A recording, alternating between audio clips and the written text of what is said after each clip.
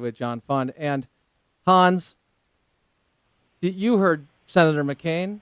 He's a statesman. He's a maverick. I'm told that every day. Obviously, he's a war hero. We say that without any controversy at all to understand what he's done for this country, and I have a deep respect for that.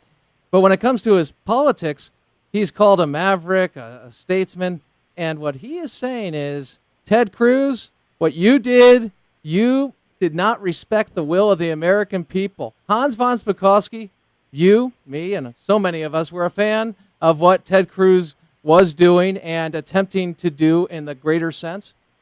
Your thoughts? Well, his statements are just foolish. I mean, under that point of view, what's the purpose of John McCain even being in the Senate?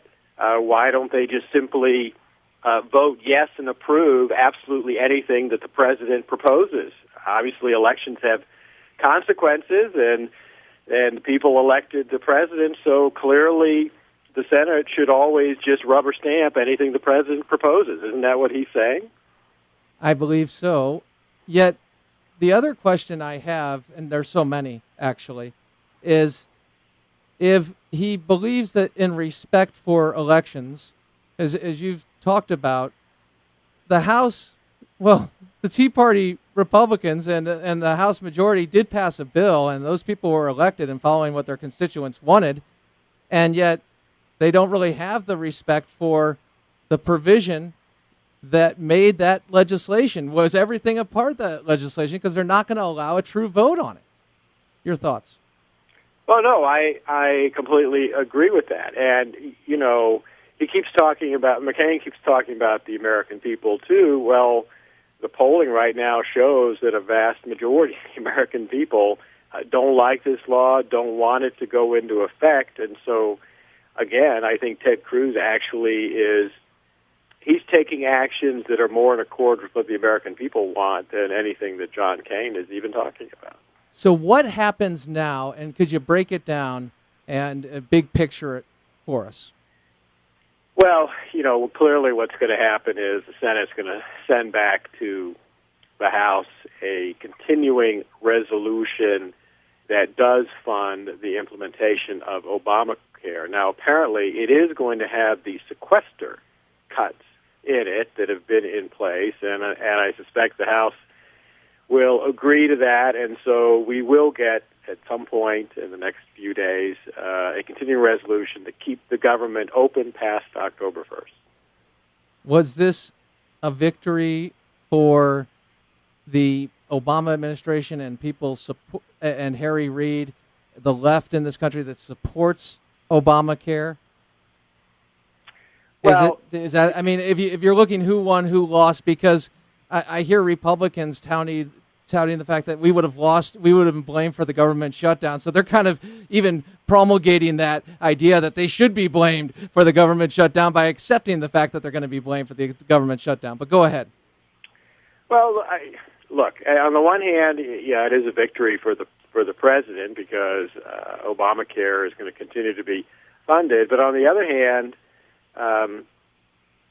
no one thought that Ted Cruz, Mike Lee, the other members of Congress who were pushing this idea would even be able to get the House to pass a continuing resolution that defunded Obamacare, yet they were able to persuade enough people to get them to do it. And quite frankly, when elections come up in 2014 and people say, well, what did you do about this? They'll be able to say, well, you know, not only did we vote to repeal it, we also voted to defund it and tried to get that done. We were stopped by the Democrats in the Senate. How important is this strategically overall to conservatives recognizing that these types of acts will provide what oftentimes only presidential debates and gubernatorial and senatorial debates provide, in the sense of talking directly to the American people without the distortion of the leftist media? Your thoughts on that? Look, you know, there's an old saying we all know, actions speak louder than words. Mm-hmm. And I think when conservatives stand up and fight for conservative principles like Ted Cruz did, people see that. And even if the media gives it a particular kind of spin, I think it actually helps conservatives because it shows voters how they are different and what it is they stand for. What concerns me, Hans, is that there seems to be a faction, certainly in the establishment of Republicans and overall Democrats, that sits there and says, you know what, the problem is too much of this talk radio, too much of the blogosphere, too much freedom. And it really speaks to the fact that they may not really have too much confidence in their, or the confidence of their convictions of what they believe or purport to believe, because wouldn't more freedom yield more people discussing, a bigger arena for people to engage on the issues, and thereby, if you are in the arena, you're defending or advocating for your points of view? Oh, sure, Craig, you're absolutely right about that. But you got to remember that there are just too many people in Washington, including too many Republicans, who, frankly, they like big government. They like all the money that the government spends. The town is filled with lobbyists and others who don't want to see the federal government returned within the bounds of the Constitution. They don't want the power of the federal government reduced, and for them, they don't like folks like Ted Cruz standing up and saying, we want to cut back on a major government program like this. And once we have things that are passed and the Supreme Court upholds elements of them, restoring the constitutional parameters, do you get the idea that it's next to impossible? I don't mean to be, a cynic. Well, there's no question it is extremely difficult to do, and that's why a lot of folks sometimes get pretty frustrated, but I think we need to continue to fight on these issues and really push, particularly with regard to reducing the size and power of the federal government. Well, certainly agree, but tell me this, with the fact that Obamacare passed in the way it did, I mean, they did it, they sold it to the American people. They got it done and overwhelmingly passed. You had Republicans and Democrats coming together in support of Obamacare. I mean, they win the debate, and then they pass the legislation. That's how it's supposed to work, right, Hans? Well, that's the way it's supposed to be. Of course, we know that's not the way it occurred here. Explain that, though, for a second, because I think that's a big piece of history here, that they never got America on board. They were never able to sell America on what Obamacare, the Affordable Care Act is. Could you give us just a little brief breakdown of that? Yeah, look, it's very important for people to realize that in American history over the past 100 years, other major government programs we've put in, things like Social Security, those have only been passed and implemented after there was great discussion, the public found out what the proposals were, and there was bipartisan support for putting it in. That required extensive debate and discussion. That's not what happened with Obamacare. It passed without any Republican votes and Republican support, and that is not the way to get a government program in place that everybody accepts and says, yeah, this is a good thing and we should keep it in place. And the idea of our founders being on board with the type of process that we saw, you'd say not so much. No, I don't think so at all. All right. Now, let's maybe not a lightning round, but certainly we're speeding up just a little with some topics. John Kerry, Secretary of State, signing on to a UN arms treaty. What is this, and does this in any way put us does it violate our sovereignty? Yes, potentially. So we have written, that is, Heritage has written a lot about this particular issue. It's not a good treaty, and hopefully, remember, he can sign on to it. It still has to get to the Senate. They have to approve it, and hopefully it'll get stopped there. All right. And, Hans, we also have Georgia's voter ID lawsuits, as you wrote, 7 years later, disenfranchised or still voting. We hear this is not going away, and remember, I believe this goes to the foundation of our country and the power because once they get a hold of this, and I think that's why one of the reasons you wrote a book about it. You don't have a lot of time. You've got a lot of expertise, but you dedicated your time to writing a book, Who's Counting? And this has to do with voter ID and the corruption of the process. What has happened with the lawsuit in Georgia? Well, I thought it would be really great, given all the claims made by opponents of voter ID, to go back and look at what happened in Georgia, because they were sued back in 2005 when they first passed their voter ID law. The law was actually upheld, but the ACLU and others had all these witnesses they brought forward saying, oh, I'll never be able to vote. So we took all their names, checked them against the official voter records in Georgia, and you know what we discovered? All these people who said they wouldn't be able to vote because of voter ID, they've been voting in election after election after election.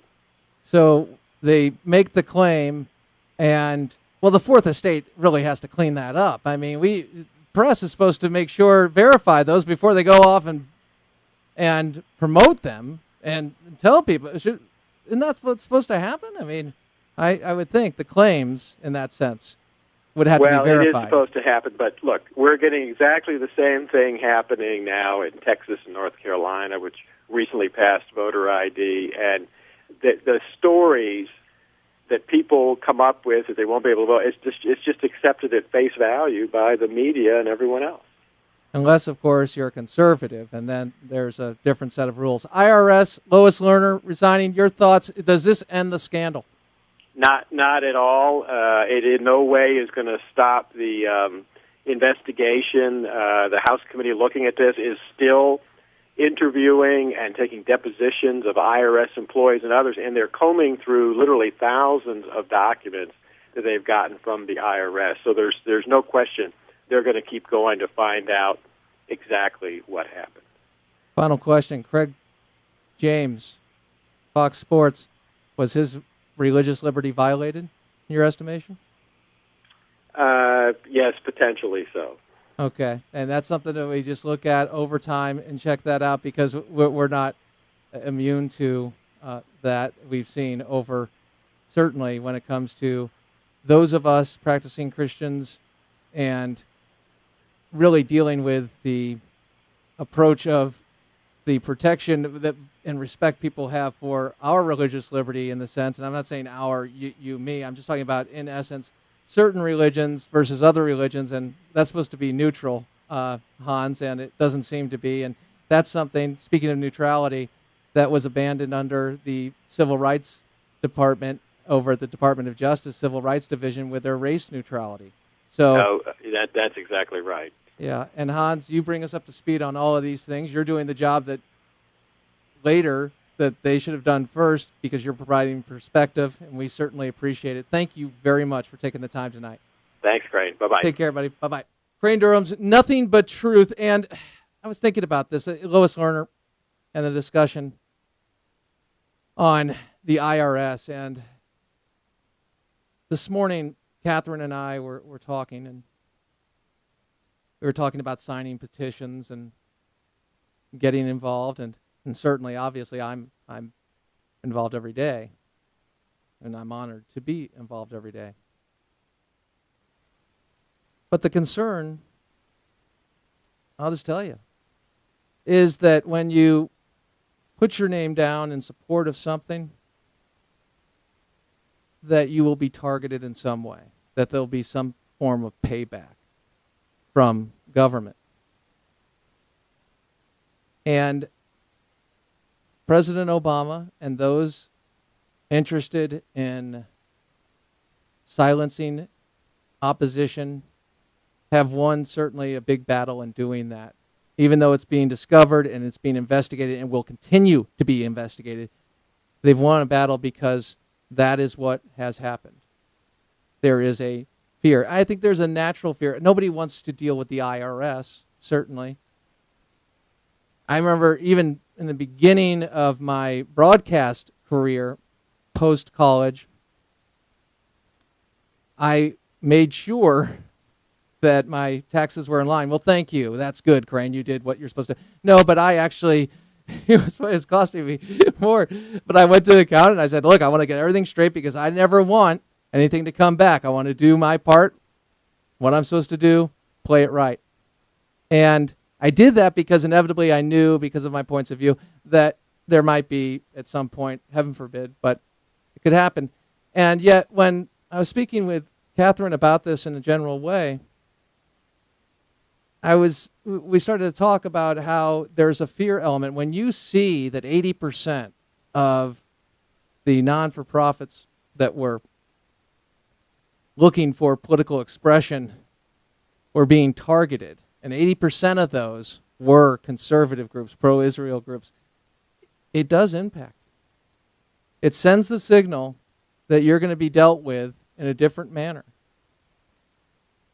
We talk about political correctness a lot, and that's had an awful impact on us as a culture, as a society, because recognizing that being called racist is one of the most destructive charges out there. People are afraid to speak up and speak freely because something could be taken as being racist. And it's not about white, black, red, green. It's about actually being an American without hyphens and having red blood, and just recognizing that our system is not about your ethnicity, your degree of pigmentation, whatever it may be. It's about being equal under the law. And yet what we have is a government, a power structure that is picking winners and losers. I can speak economically. I can speak with liberty, and speaking of religious liberty, with the way the Christian slaughter in the Middle East has been addressed, the way Islamic terrorism is not specifically identified. And that hurts us all. You know this.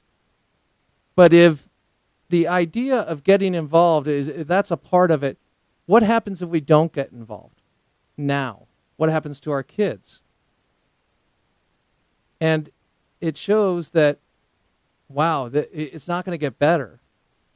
You see, those on the left, and I'm not speaking to all leftists if you have leftist point of view, maybe you're not aware of the thuggery. Maybe you didn't see the Occupy Wall Street movement.